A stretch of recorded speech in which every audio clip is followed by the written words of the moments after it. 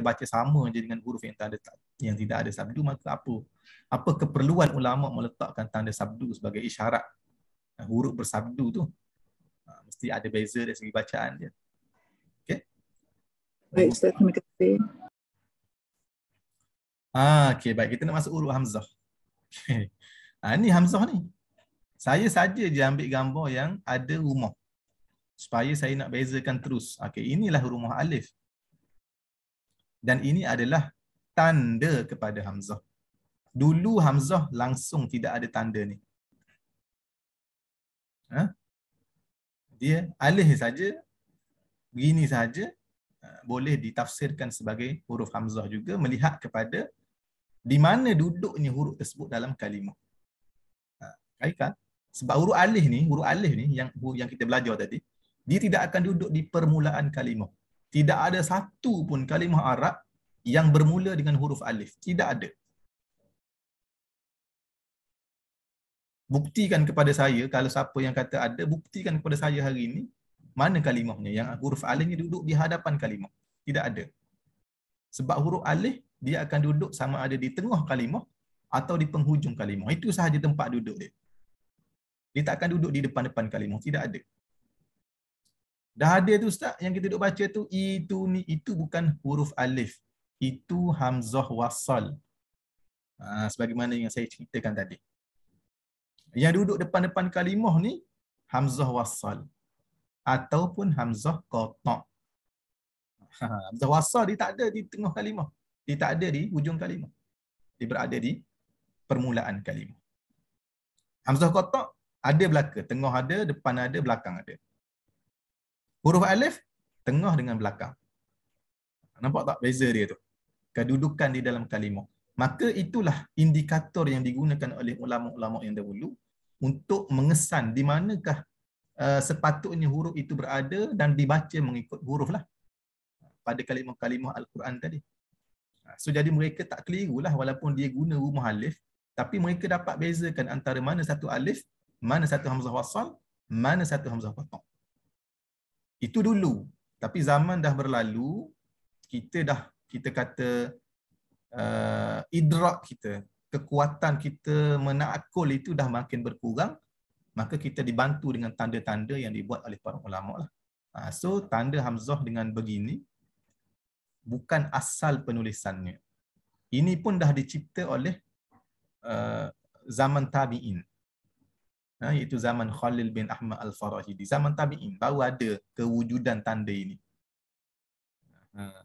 Ini tanda sahaja, bukan resam, bukan rumah asal dia. Sebab tu dia hanya ditulis kecil je begitu dalam mushaf. Dia tak tulis besar sama dengan huruf yang lain. Kecil aja.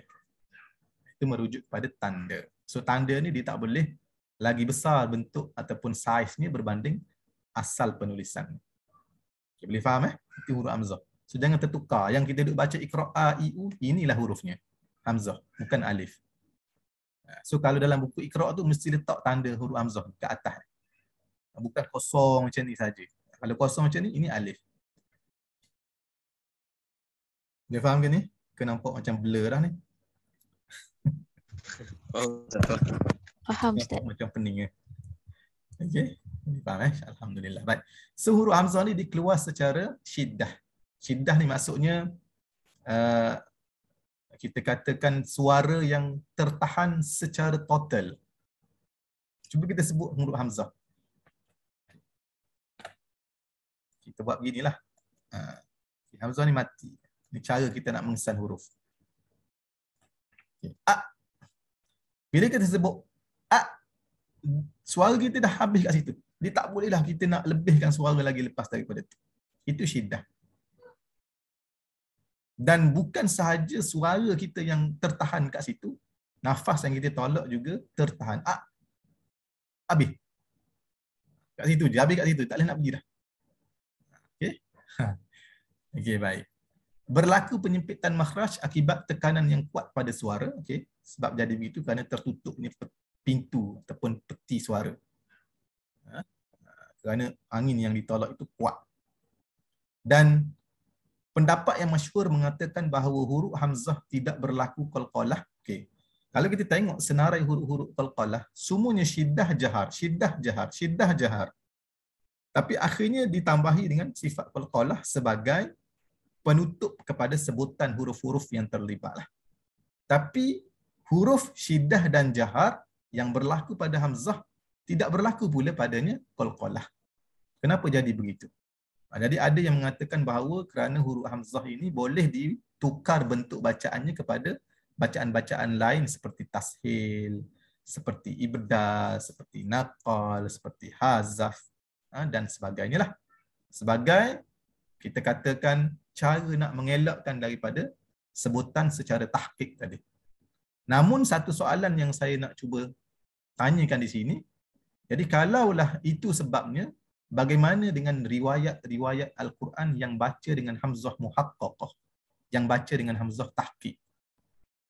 Mereka langsung tak mengubah sebutan hamzah itu kepada bacaan yang lain lah, seperti ibdal, tashil dan sebagainya. Tapi mereka tetap baca dengan hamzah sebagaimana asal sebutannya. Jadi kalau kata nak mengelakkan daripada qalqalah tu kerana boleh baca tashil, maka hari ini kita akan jumpa bacaan secara hamzah muhaqqaqah. Kerana ulama akan menukar keseluruhan sebutan itu kepada bacaan-bacaan yang lebih mudah. Jadi sebenarnya alasan itu tidak benar. Hakikatnya huruf hamzah yang tak dibaca qalqalah ni, kenapa?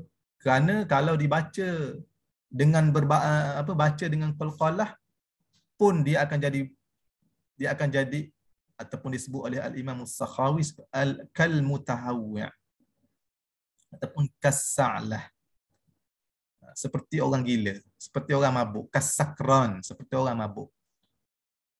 Mengikut nature sebutan orang Arab, hamzah tidak akan dibaca qalqalah dengan maksud tidak ada suara yang datang selepas daripada itu. Kita tak akan baca seperti yu'minun.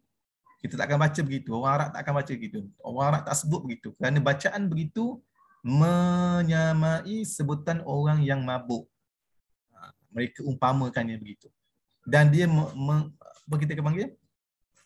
Telah menyebabkan sebutan itu menjadi tidak fasih. Jadi mati ke dia, berbaris ke dia, tak? Dia berat. Huruf hamzah ni huruf yang berat. Jadi atas dasar itu, maka dia kembali kepada riwayah. Jadi bagaimana riwayat itu datang, maka kita akan ikut riwayat lah. Mana riwayat yang baca dengan ibdal, maka kita tukarlah sebutan hamzah kepada huruf yang diibdalkan lah. Kalau yang baca dengan tahqiq sebagaimana riwayat kita, maka kita kekalkanlah dengan sebutan asalnya. Sebab apa tak qalqalah? Kerana huruf hamzah adalah huruf yang berat. Sama ada berbaris ke, sama ada mati ke, berat, sama berat. Sama berat. Bukan kerana dia boleh ditukar kepada bacaan yang lain. Kalau tak, mesti bacaan kita pun tukar kepada bacaan ibdal ataupun tashil. Kalau kata nak memudahkan bacaan. Okey. Dan satu-satunya huruf hijaiyah yang tidak mempunyai bentuk rumahnya tersendiri. Ini saya dah sebutkan tadi. So sampai hari ini, huruf hamzah tidak mempunyai tulisan dan tak mempunyai bentuknya yang tersendiri. Yang ada hari ini pun itu adalah tanda di mana huruf hamzah ini berasal daripada kepala huruf ain. Ni kan, ni. Asalnya huruf ain. Jadi dibuang ekor ni, dia tinggal kepala. Jadilah huruf hamzah dalam keadaan yang begini. Dan huruf far'i adalah hamzah tashil. Huruf hamzah ni dia boleh bertukar lah, sebagaimana saya sebut tadi, dia boleh bertukar kepada sebutan yang lain. Dan satu-satunya yang boleh bertukar ataupun antara salah satunya dia boleh bertukar kepada huruf huruf far'i. Daripada sebutan a jadi daripada syiddah kepada rakhawah. Nampak tak kat situ? Dia bertukar sifat. Maka bila bertukar sifat, sebahagian ulama juga mengatakan bahawa itu juga tanda bahawa huruf tersebut sudah bertukar menjadi huruf far'i. Kan kita baca kalimah a'jamiyun, kan kita baca kita tak sebut kita tak sebut kita sebut yang pertama hamzah muhaqqaqah. Yang kedua hamzah musahhalah, hamzah tashil. So hamzah yang tashil itulah yang dikatakan sebagai huruf far'i. Huruf hamzah sentiasa berkeadaan istifal dan infitah. Ya betul. Kita tak boleh baca dia dalam keadaan yang tebal. Oh, tak boleh baca begitu. Juga jika hamzah sukun berada di tengah-tengah kalimah, hendaklah dijelaskan sebutannya tanpa an-nabru. Jangan baca yu'minun, yu'min. Kita tekan suara kita kat situ. Tak boleh. Baca biasa saja, sederhana. Yu'minun, yu'minun. Walaupun memang sejarah panjangnya huruf hamzah ini dikaitkan dengan hamzah, dengan nabru, dan ada beberapa riwayat hadis daripada Nabi SAW. Tapi hadis itu dinilai oleh sebahagian ulama hadis sebagai hadis yang lemah lah. Sebagaimana yang disebut oleh Nabi SAW, la tambir ismi. Jangan kamu nabrukan namaku. Sebab ada yang panggil ya Nabi. Ya Nabi. Nabi itu disebut ya Nabi. Jadi Nabi bila dengar orang sebut ya Nabi, Nabi sebut la tambar ismi. Jangan kamu nabrukan nama aku, dengan maksud jangan sebut dalam keadaan hamzah begitu. Jadi sebutan hamzah itu sendiri secara langsung dikaitkan dengan sebutan an-nabru. Itu sejarah panjang dia hamzah lah. Cerita hamzah ni panjang. Cerita hamzah ni sangat panjang. Sehingga ada tesis PhD yang hanya menulis tentang hamzah. Tesis PhD yang hanya tulis tentang hamzah. Dan kebetulan alhamdulillah saya yang menjadi pemeriksa tesis itu. Saya baca satu persatu tesis itu. Memang sangat detail lah. Ceritanya ada pada huruf hamzah dia. Satu-satu huruf boleh jadi satu tesis ilmiah, satu penulisan ilmiah di peringkat PhD. Subhanallah. Ini sangat-sangat ajaib lah huruf hamzah.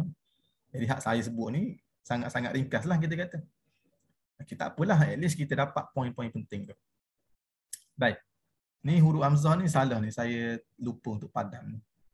Yang ni Assalamualaikum Ustaz. Alam. Adakah kerana hamzah tu dia ada sifat istifal, jadi pangkal lidah tu merendah, itu yang dia tak boleh jadi qalqalah? Tak juga. Dia tak jadi qalqalah tu kerana nature dia. Khilqah. Khilqah. Kita panggil khilqah.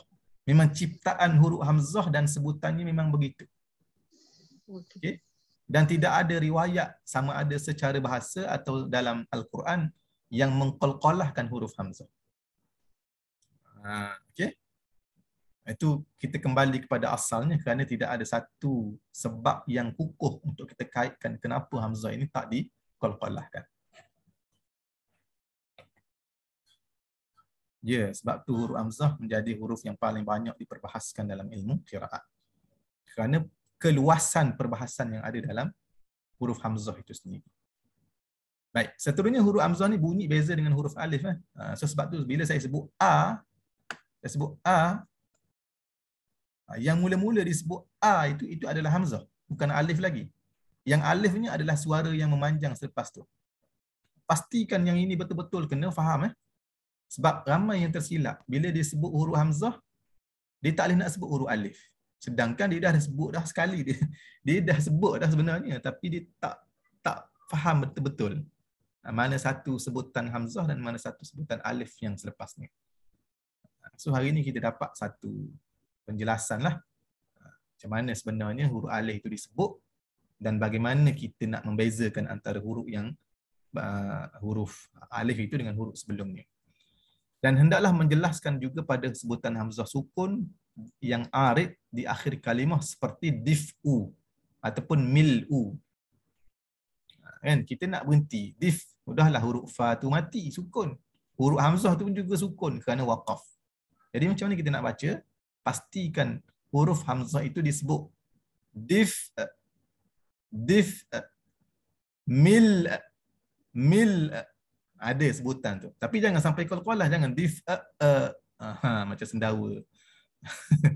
Contohlah kan. Itu tak boleh. Okey? Mil, jangan baca mil, jangan baca dif, huruf hamzah hilang. Itu tak betul. Kerana hamzah ada dalam kalimah. Maka perlu dibunyikan huruf tersebut. Ini yang ramai fail lah kita kata.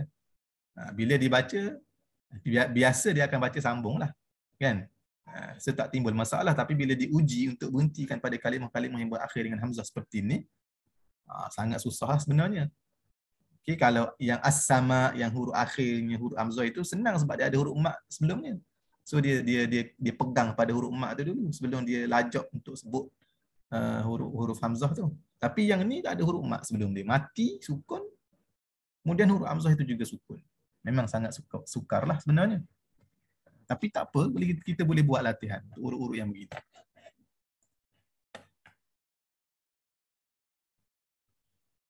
Ya, maksud an-nabru ni menekan ataupun kita mengangkat sedikit intonasi suara kita. Okay, saya baca lagi soalan yang seterusnya. Bagaimana dengan alif ziyadah? Kenapa tidak dilafazkan bila dibaca wasal dan kaedah membariskan hamzah wasal bila mulakan bacaan? Bagaimana dengan alif? Kenapa tidak dilafazkan? Alif ziyadah. Okey. Alif ziyadah ni maksudnya huruf alif yang ditambah dalam mana-mana kalimah Al-Quran dan ia tidaklah kita katakan sebagai satu huruf yang memberi kesan pada bacaan dengan maksud kita kena panjangkan sedikit suara kita ke atau bagaimana. So, ia satu benda yang tak pelik. Saya selalu sebut benda ni bahawasanya huruf-huruf yang ditambah dalam mana-mana bentuk kalimah Al-Quran walaupun ia tak dibaca, jangan anggap ia ini tidak berfungsi. Dia ada fungsi dia. Dalam ilmu nahu, alif-alif ziyadah yang berada di belakang fa'il, di belakang kata kerja ini, ianya disebut sebagai alif fariqah. Alif fariqah ni maksudnya huruf alif yang membezakan antara kalimah sebelum dan kalimah selepas. Wujudnya huruf alif di penghujung kalimah yang berkaitan tadi itu adalah sebagai pemisah antara kalimah sebelum itu dengan kalimah selepas. Jadi bila ada alif fariqah, orang tahu alif fariqah itu adalah penghujung kalimah sebelum. Dan permulaan kalimah selepas adalah huruf selepas alif fariqah tadi. Ataupun disebut dalam ilmu resamnya sebagai alif ziyadah. Itu satulah. Yang kedua tak pelik kalau ada tapi tak baca. Banyak pun kalimah dalam bahasa Melayu kita sendiri pun, bahkan dalam bahasa Inggeris, umpamanya saya ambil contoh yang mudah. Ada dalam kalimah tapi tak dibaca. Contohnya kalimah the. Yang ni selalu saya sebut. The dalam bahasa Inggeris. Kita nak eja macam mana tu? Kita akan eja T-H-E. Tapi kita baca dengan D. Kalau ikut logik, kenapa tak dibaca dengan huruf TH tu? Sebagaimana ejaan dia. Kenapa disebut dengan huruf D? Tapi oleh kerana itu adalah nature bahasa, maka tidak ada orang pun yang mempersoalkan perkara tadi. Sama juga dengan kesnya dalam ilmu resam.